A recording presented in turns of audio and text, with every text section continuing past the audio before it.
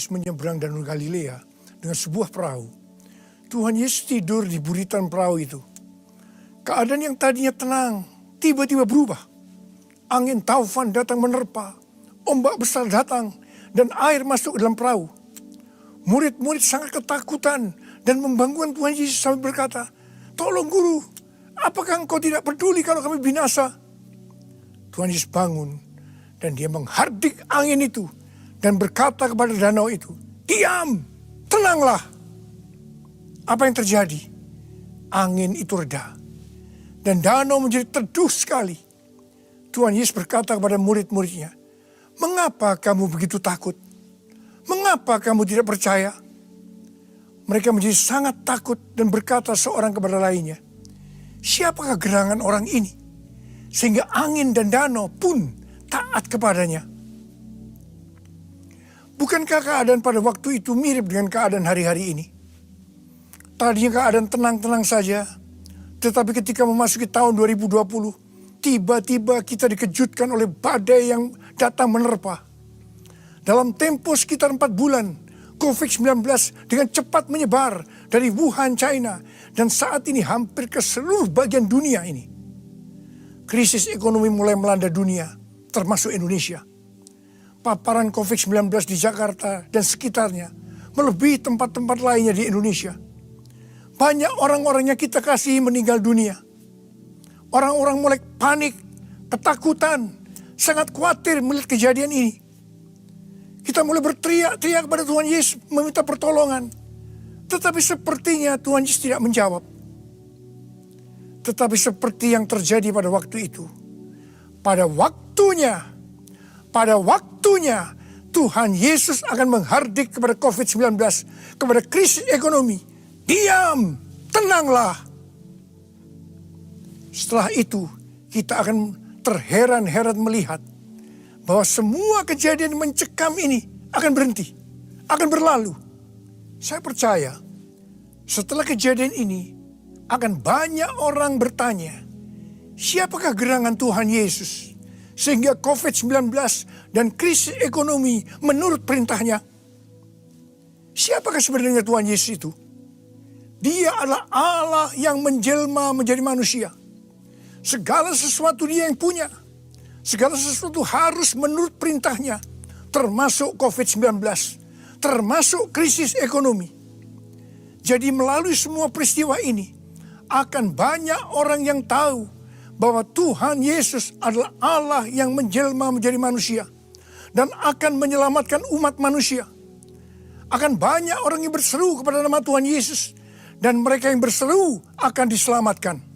Pesan kunci untuk terjadinya semua ini, bahwa kita harus berteriak terus-menerus dengan tidak henti-hentinya, meminta pertolongan Tuhan Yesus sampai Tuhan Yesus mendengarkan teriakan kita ini.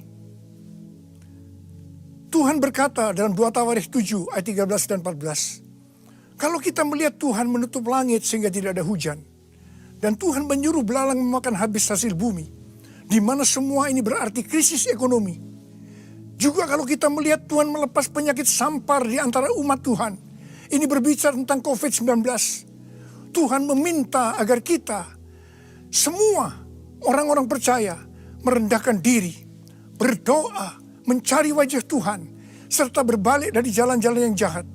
Artinya kita harus mengoreksi diri, bertobat, minta ampun. Kalau kita orang-orang percaya melakukan itu, maka Tuhan akan mendengar dari sorga. Dan akan mengampuni dosa-dosa kita. Dan akan memulihkan negeri kita, Indonesia yang tercinta. Saya percaya hari-hari ini banyak orang percaya, termasuk saya, melakukan hal ini. Saya banyak berdoa di menara doa lantai 12 di SICC. Akhir-akhir ini Tuhan ingatkan kepada saya, kejadian waktu tempat ini untuk pertama kalinya dipakai sebagai menara doa. Salah seorang pendoa mendapatkan penglihatan. Ada sebuah telinga yang besar. Dan Tuhan berikan ayatnya dari 2 Tawarikh 7 ayat 15 dan 16. Yang berkata, sekarang mataku terbuka dan telingaku menaruh perhatian kepada doa dari tempat ini. Sekarang telah kupilih dan kukuduskan rumah ini supaya namaku tinggal di situ untuk selama-lamanya. Maka mataku dan hatiku akan ada di situ sepanjang masa. Setiap kali saya berdoa, saya selalu mengingatkan Tuhan tentang hal ini. Bahwa Tuhan menaruh perhatian kepada doa dari tempat ini. Di situ saya terus-menerus dengan tidak henti-hentinya berdoa untuk keadaan yang terjadi saat ini. Saya meminta belas kasihan Tuhan supaya semua ini berlalu. Saya juga diperkenankan oleh Tuhan melihat hal-hal yang tidak saya mengerti.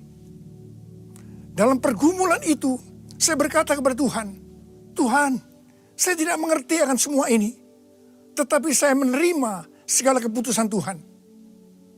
Dalam keadaan galau seperti ini, tiba-tiba saya mendapatkan kiriman lagu, Bagi Dialah Kemuliaan, yang dinyanyikan oleh saya sendiri.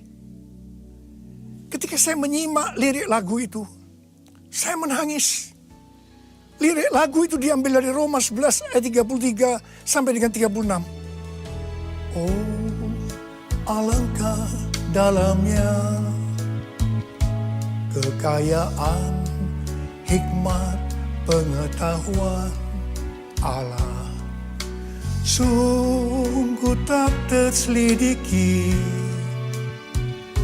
keputusannya dan jalan-jalannya. Siapakah yang mengetahui pikiran Tuhan? Siapakah yang pernah menjadi penasehatnya? Sebab segala sesuatu dari Dia, oleh Dia, kepada Dia. Bagi Dialah kemuliaan sampai selama-lamanya.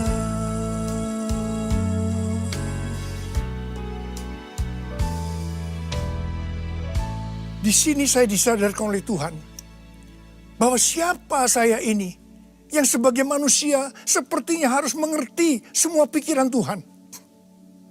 Ternyata Alkitab berkata bahwa segala keputusan Tuhan tidak terselidiki. Jalan-jalan Tuhan tidak dapat diselami.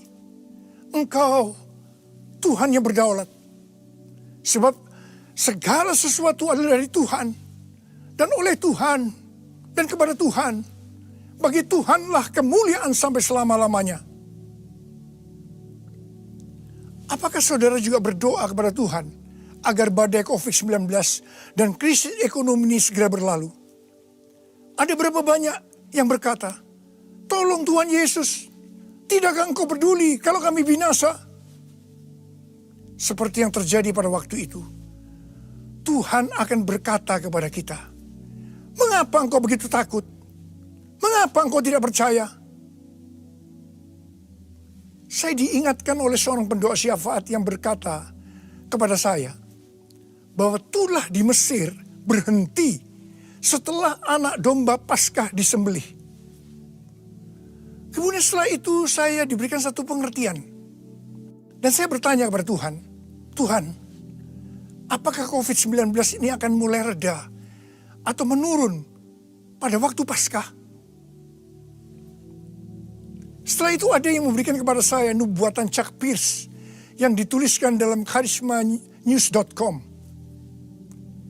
Chuck Pierce pada waktu tahun 2006 pernah bernubuat untuk saya, yaitu akan dipakai dalam pelayanan kesembuhan. Dan nubuatan terjadi. Nah, Chuck Pierce pada bulan September 2019 bernubuat bahwa bangsa-bangsa akan mengalami kekacauan sampai Paskah 8 sampai 16 April. Tanggal 26 Januari 2020, kembali Chuck Pierce bernubuat bahwa suatu wabah yang besar datang menyerbu untuk menguji kita sampai dengan Paskah. Bagi saya, apakah hal ini berarti bahwa pada waktu Paskah COVID-19 ini akan mulai reda atau menurun?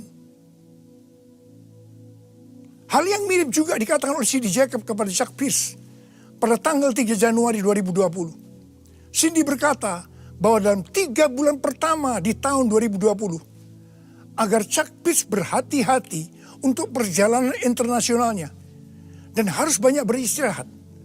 Dan itu dilakukan oleh Chuck Pierce. Sekarang Chuck Pierce banyak menulis buku dan istirahat. Selain itu, Chuck Pierce menginterview seorang nabi bernama Shawn Bolz yang berkata bahwa Tuhan memberitahu kepada dia bahwa akhir COVID-19 sudah dekat. Terhadap nubuatan ini, saya meresponi dengan doa-doa saya. Di mana yang tadinya difokuskan untuk meminta kepada Tuhan agar COVID-19 itu berhenti. Tetapi sekarang Tuhan Yesus menyuruh saya untuk melakukan seperti apa yang telah dilakukan oleh Tuhan Yesus. Yaitu dengan menghardik badai itu dan berkata, diam, tenanglah. Karena itu sekarang saya memerintahkan kepada COVID-19 dan kepada krisis ekonomi dengan berkata, diam, tenanglah. Kita sekarang memasuki peperangan rohani yang dahsyat. Mari, saya mengajak saudara untuk berdoa seperti itu. Kita memerintahkan kepada COVID-19 dan kepada krisis ekonomi dengan berkata, diam, tenanglah. Dalam melakukan peperangan rohani ini, saudara harus banyak berbahasa roh. Saya percaya setiap kita menginginkan agar badai COVID-19 dan krisis ekonomi cepat berlalu. Karena itu gereja Tuhan harus bersatu. Jangan saling menyalahkan. Jangan saling menjelekkan.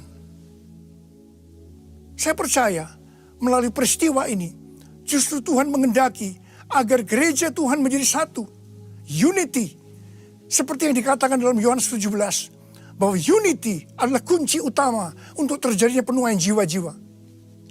Melalui peristiwa COVID-19 ini merupakan wake up call bagi gereja Tuhan. Untuk menyelesaikan amanat agung Tuhan Yesus. Dan setelah itu Tuhan Yesus datang kembali. Saya mau berdoa buat saudara. Angkat tangan saudara. Kita doa sama-sama. Oh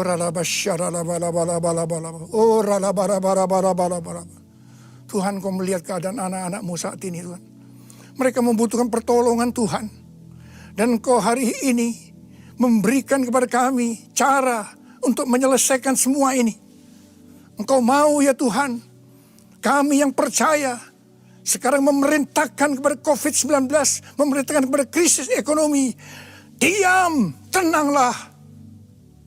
Dan saya percaya Tuhan, apa yang dikatakan oleh kami, itu akan terjadi. Bapak terima kasih buat semuanya. Engkau berikan otoritas kepada kami semua. Bapak, sembuhkan yang sakit. Sembuh dalam nama Yesus. Sembuh dalam nama Yesus. Sembuh dalam nama Yesus. Engkau tolong anak-anakmu ya Tuhan. Tolong anak-anakmu. Dalam nama Yesus. Amin.